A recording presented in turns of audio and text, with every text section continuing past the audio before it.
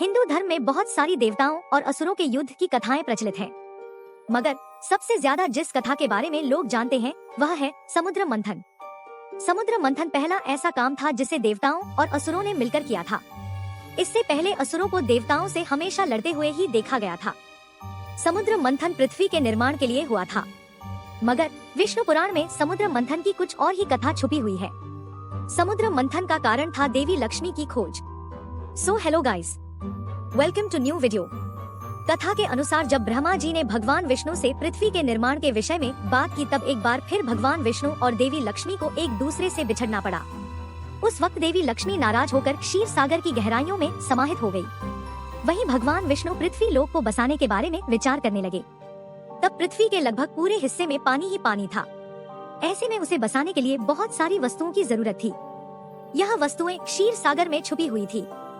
तब भगवान विष्णु ने तय किया कि वह समुद्र का मंथन कराएंगे, मगर इस मंथन के लिए न तो देवतागण तैयार थे और न ही वह इसे अकेले कर पाने में समर्थ थे। वहीं दूसरी तरफ देवी लक्ष्मी के रुष्ट होने से पूरे ब्रह्मांड में सभी देवता और असुर श्रीहीन हो गए थे। सभी चाहते थे कि देवी लक्ष्मी वापस आ जाएं।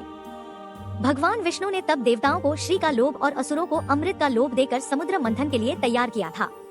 इसके बावजूद समुद्र को मथना आसान नहीं था। तब भगवान विष्णु ने अपनी माया से मंदार पर्वत को समुद्र के बीचों बीच ला खड़ा किया। इसके बाद मंदार पर्वत से समुद्र को मथने के लिए एक मजबूत रस्सी की जरूरत थी। तब भगवान विष्णु ने भगवान शिव से उनके गले में वास करने वाले नाग वासुकी को समुद्र मंथन के लिए देने के लिए आग्रह किया। इसके बाद बारी आई कि वासुकी के मुंह का हिस्सा कौन पकड़ेगा और पूंछ का हिस्सा कौन पकड़ेगा। वासुकी के मुंह से जहरीली हवा निकलती थी, मगर वह हिस्सा मजबूत था, वही पूंछ का हिस्सा कमजोर था। तब असुरों ने तय किया कि वह मजबूत भाग को पकड़ेंगे। हालांकि यह भगवान विष्णु की एक चाल थी। इसके बाद बारी आई कि मंदार पर्वत के भार को कौन उठाएगा। तब भगवान विष्णु ने कछुए का रूप धारण किया और अपनी पीठ पर मंदार पर्वत को रख लिया।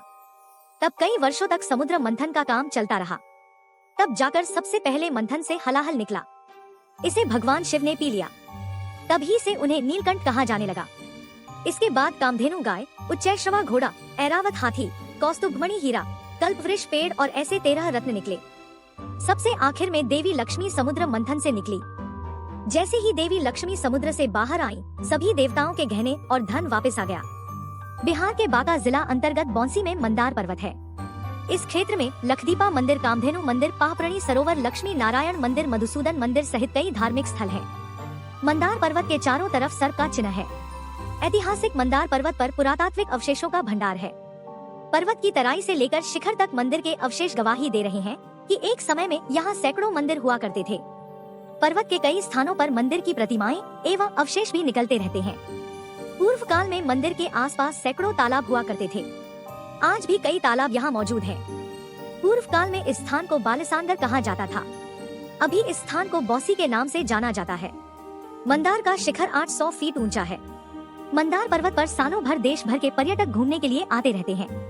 मंदार के सानिध्य में कई बड़े सिद्धों व योगियों ने अपना समय व्यतीत किया है। आज भी यहाँ ध्यान साधना के लिए लोग आते हैं। Thanks for watching. If you like this video then do like, share and subscribe my YouTube channel for more videos.